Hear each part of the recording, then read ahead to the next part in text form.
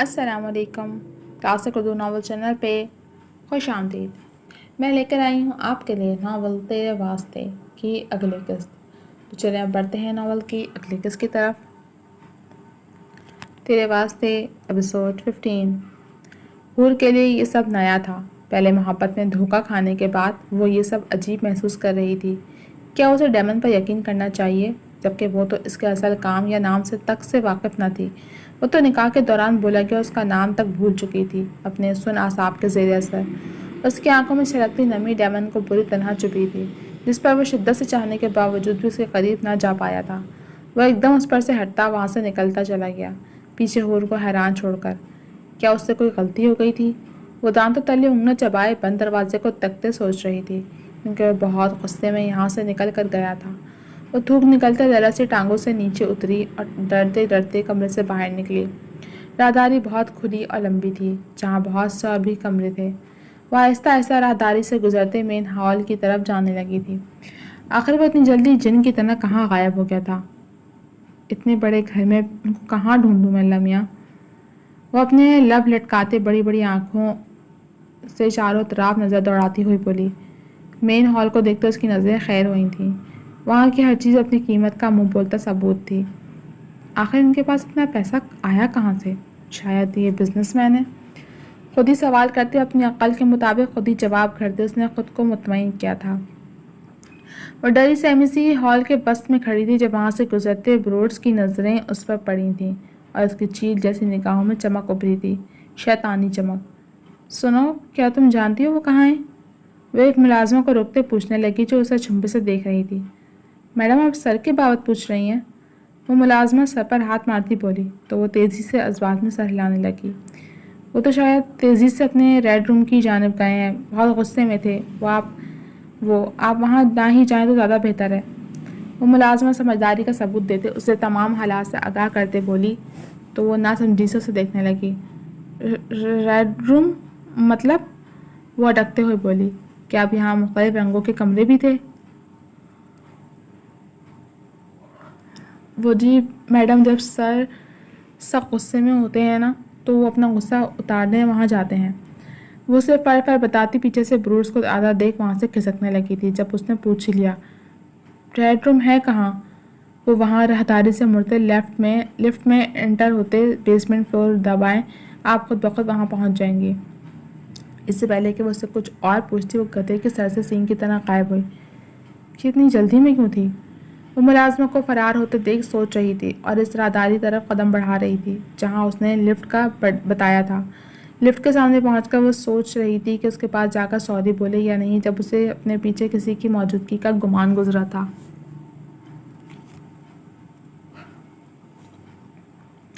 اس نے مڑ کر دیکھنا چاہا تھا. بروڈز اسے لے کر ایک دم لفٹ میں داخل ہوا جسے دیکھ حور کی آنکھیں پھٹنے کے قریب تھیں اور خوف سے سانس بند ہونے کو تھی. کیسی ہو بیبی گرل؟ تم تو بڑی ہو کر اور بھی قیامت ڈھانے لگی ہو اور صدم تو یہ ہے کہ میرے مالک کے دسترس میں ہو. وہ ایک ہاتھ سے اس کی راہیں مسترد کرتا دوسرے ہاتھ سے اس کا منہ دبوچتا اپنے ہونٹوں پر زبان پھیرتے بولا.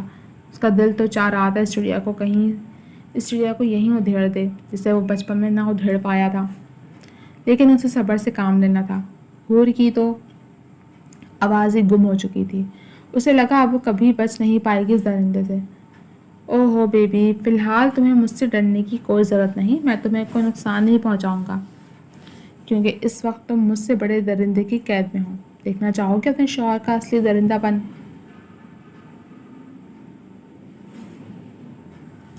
وہ اسے اکساتے ہوئے بولا. وہ حور کے دل میں نفرت ڈالنا چاہتا تھا ڈیمن کی جو وہ بہت جلد ڈالنے والا تھا. بکواس کر رہے ہو تم، ایسا کچھ نہیں ہے. تم ہو درندے، وہ نہیں. وہ اسے دھکا دینے کی کوشش کرتے چلائی. یہ درندہ خود الزام لگا رہا تھا اس کے نیک شوہر پر. بھلا اس کا مسیحا درندہ کیسے ہو سکتا تھا؟ ارے ٹڈی کے بھی پر نکل آئے، وہ بھی کس کے بلبوتے پر؟ اس درندے کے جو خود ہر رات خون کی ہولی کھیلتا ہے، جس کی صبح کسی کی جان لینے سے تو رات کسی کی شہرک اڑاتے ہوئے ہوتی ہے. میری مانو اپنی جان بچا کر نکل جاؤ، فرار ہو جاؤ یہاں سے. کیا پتہ اگلا نمبر تمہارا ہو. وہ کہکا لگاتے بولا تو حور کیا دونوں ہاتھوں سے اس کے منہ پر لعنت بھیج دے. جھوٹے ہو تم مکار شیطان. وہ ایک ایک لفظ چباتے ہوئے بولتے. بروس کی آنکھوں میں سرخی گھلی تھی. شدت سے اس وقت کا منتظر ہوں جب اپنے نام نہاد شوہر کے بارے میں بھی تمہاری یہی رائے ہوگی. وہ اس کا منہ دبوچتے بولا.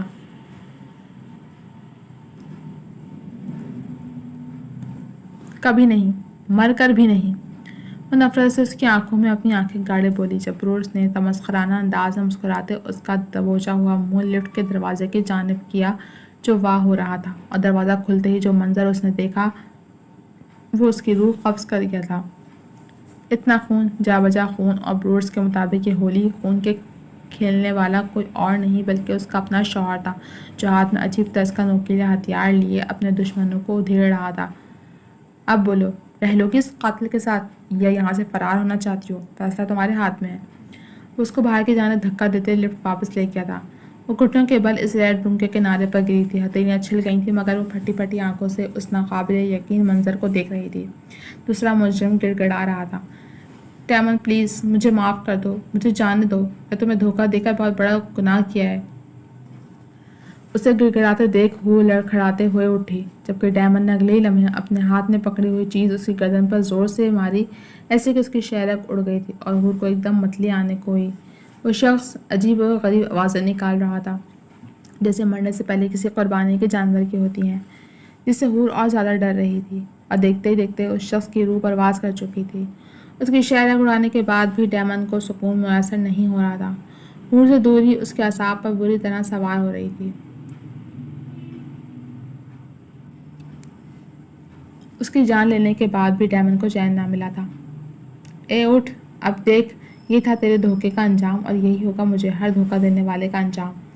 وہ عجیب جنونی انداز میں بولا اور ایک بار پھر سے اپنی کارروائی شروع کر دی. ہور کو ایک دم الٹیاں آنے لگی تھیں اور وہ پیٹ پکڑ کر وہیں بیٹھتی چلی گئی.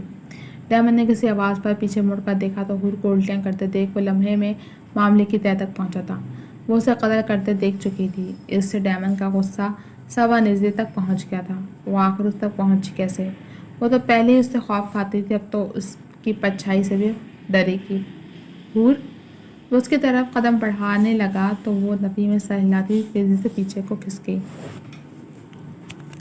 ڈیمن نے خود کو ایک نظر دیکھا جو خون میں لت پت تھا. وہ چاہ کر بھی ہور کے پاس نہیں جا پا رہا تھا کہ اس پر خون دیکھ وہ اور ڈر رہی تھی. وہ فوراً لڑکھڑا کر لفٹ میں پہنچی اور تیزی سے بٹن دبانے لگی. اسے نکلنا تھا یہاں سے کسی بھی طرح. یہ جیتی جاگتی جہنم تھی. وہ کسی طور یہاں نہیں رہ سکتی تھی. اسے اس وقت بروس سے زیادہ اب تو ڈیمن سے ہی ڈر لگ رہا تھا. وہ خوف سے کانپتی لفٹ سے نکل کر باہر دروازے تک بھاگی جب اسے ایک ملازمہ مل گئی. مالکن, آپ یہاں سے بھاگنا چاہتی ہیں؟ میں کروں گی آپ کی مدد. جتنا ہو سکے دور بھاگ جائیے اس وحشت جگہ سے. وہ ملازمہ جیسے بروس نہیں بھیجا تھا اس کے پاس آتی بولتی اسے در حقیقت مسیحا لگی تھی اور وہ بغیر سوچے سمجھے اس کے ساتھ بھاگ کھڑی ہوئی. اس مینشن کے چاروں طرف گھپ گھنا جنگل تھا. وہ بمشکل اس کا ہاتھ تھامے بھاگ رہی تھی. اسے بھاگنا ہی تھا. یہی صورت تھی ایک فرار کی جسے وہ ہر حال میں ممکن بنانا چاہتی تھی. دوسری طرف ڈیمن جب نہا دھو کر واپس آیا تو وہ اسے کہیں نہ ملی. اس نے پورا مینشن چھان مارا مگر بروس نے جب اسے آگاہ کیا کہ اس نے 2 ملازموں کو باہر جاتے دیکھا ہے تو وہ ہور کی مدد کرنے والے شخص کی جان کا پیاسا ہو گیا. آخر کوئی اس کی جان سے عزیز چیز کو اس سے دور کیسے لے جا سکتا تھا؟ اب تو اس کی خیر نہیں اور اس سے بھی زیادہ غصہ اسے ہور پر تھا جو اسے چھوڑ کر بھاگی تھی. بھگانے سے اس کی سانسیں تیزی سے پھولنے لگی تھیں مگر ان کے یہاں رکنے کا مطلب اپنی جان کو خطرے میں ڈالنا تھا.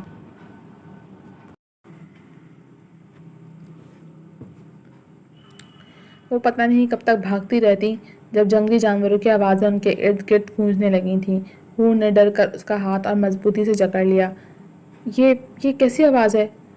بیگم صاحبہ, یہ تو شاید شکاری کتے ہیں. تیزی سے بھاگیے, رکیے مت ورنہ ان کا کھانا بننے میں ہمیں دیر نہیں لگے گی. ابھی وہ ملازمہ کہہ رہی تھی کہ ایک کالا جنگلی کتا چھلانگ لگا کر آتا اس پر جھپٹا تھا جس سے ہور کا ہاتھ اس سے چھوٹ گیا. آ! ہور کی زوردار چیخ برآمد ہوئی تھی. ایک ساتھ کئی کتوں نے انہیں گھیر لیا تھا لیکن جو ملازمہ پر جھپٹا تھا وہ اسے بری طرح زخمی کر رہا تھا جس سے اس کی چیخیں پورے سنسان جنگل میں گونج رہی تھیں. ایک دم بھاری بوٹوں کی دھمک گونجنے لگی تھی. ہور نے جھٹکے سے پلٹ کر دیکھا تو ڈیمن اپنے گارڈ کے ساتھ ایک شان سے چلتا ہوا آ رہا تھا. تھوڑے فاصلے سے رکتے وہ عین اس کے سامنے ہی تھا جب اس نے کتوں کو خفیف سا اشارہ کیا تھا جو بھاؤ بھاؤ کرتے حور کے ارد گرد کاٹنے کو دوڑنے لگے تھے۔ حور کا رنگ خطرناک حد تک سفید پڑ چکا تھا اور وہ ایک کے بعد ایک چیخ مارتی ان کتوں سے اپنا فراغ چھڑا رہی تھی جو وہ منہ میں چباتے ہوئے نوچ رہے تھے۔ چھوڑو مجھے جانے دو، نہیں نہیں پلیز مجھے ڈر لگ رہا ہے، وہ کتوں کو خود سے دور رہنے کے لیے کہتی چیخ کر آخر میں آنسوں سے لبریز آنکھوں سے ڈیمن سے التجا کرتی بولی، جس کے دل میں اسے اس حالت میں دیکھ سوئیاں چبھ رہی تھیں۔ مگر وہ کیا کرتا؟ اگر وہ ایسا نہ کرتا تو وہ پھر سے بھاگنے کی کوشش کرتی جو وہ ہرگز بھی برداشت نہیں کر سکتا تھا۔ وہ ایک دم اپنا پلو کھینچتی ٹوٹے شکستہ قدموں سے ڈیمن کی طرف بھاگی اور اس کی جیکٹ کو جھپٹتے اس کے پیچھے کمر سے چپک گئی تھی، جیسے اس کے پیچھے چھپ جانے سے وہ بلائیں اسے دور ہو جائیں گی۔ کتے اسے ڈیمن کے قریب دیکھ بھونکنا بند کر چکے تھے۔ اسے گارڈ جب کتوں کو لے گئے تو وہ آنکھوں میں بھسم کر دینے والی سرخی لیے پلٹا اور اسے اندر تک اترتی وحشتناک نگاہوں سے دیکھا کہ اس کے پورے جسم میں کپکپی طاری ہو گئی تھی۔ اس نے حور کا بازو کھینچ کر آگے کیا اور بنا دیری کیے زوردار 4-5 تھپڑوں سے اس کا منہ لال کر دیا۔ جانتی بھی ہو کون ہوں میں؟ پھر بھی تم نے میری حراست سے بھاگنے کی جرات کی۔ آخر کس کی اجازت سے تم نکلی تھی مینشن سے؟ میں نے منع کیا تھا نا کہ تمہاری پرچائی پر بھی صرف میرا حق ہے۔ خود کو مجھ سے دور کرنے کی کوشش بھی کی تو جان سے جاؤ گی۔ ڈیمن اس کا تھپڑوں سے سرخ پڑتا چہرہ اپنے ہاتھ میں دبوچے غصے سے پھنکارا تھا، جبکہ حور نے تو سوچا بھی نہیں تھا کہ اس کے ساتھ کچھ ایسا ہونے والا ہے۔ وہ تو سمجھی تھی کہ وہ جنگل سے فرار حاصل کر لے گی، مگر وہ یہ نہیں جانتی تھی کہ ڈیمن ایک پکا شکاری ہے جو نیند میں بھی اپنے شکار سے غافل نہیں ہوتا، اور وہ تو پھر اس کی سانسوں میں اپنی سانسوں کو گھولنا چاہتا تھا۔ پھر اس سے دستبردار کیسے ہو سکتا تھا؟ حور نے بمشکل کچھ بولنے کی کوشش کی، ہاتھ پیر بری طرح سے کانپ رہے تھے۔ وہ پہلے ہی گھبرائی ہوئی تھی، لیکن آج کے ڈیمن کے خون آشام رویے نے اس کی روح تک جھنجھوڑ کر رکھ دی تھی کہ وہ کچھ عرصے تک بھاگنے کا تو بالکل بھی نہیں سوچ سکتی تھی۔ وہ تو اب بس اپنی جان بخشی چاہتی تھی۔ یہ تمہاری پہلی اور آخری غلطی تھی۔ اس نے جھٹکے سے اس کا منہ چھوڑتے ہوئے اسے دور پھینکا۔ وہ جا کر درخت کے ساتھ لگی تھی اور وہیں زمین پر بیٹھتی چلی گئی۔ گھٹنے بھی بری طرح چھیل چکے تھے، جبکہ باقی ملازمین اپنے سامنے یہ کارروائی ہوتے دیکھ کر حیران پریشان کھڑے تھے۔ جو مالک صبح تک اس پرستان کی پری پر جان نچھاور کرتا نظر آ رہا تھا، وہ اس ہی پری کے لیے بیسٹ بن چکا تھا جو اس کے پر کاٹنا چاہتا تھا۔ تو جناب، کیسی لگی آپ کو یہ ایپیسوڈ؟ امید تو پسند آئی ہوگی۔ کمنٹ سیکشن میں اپنی رائے کا اظہار ضرور کیجیے گا۔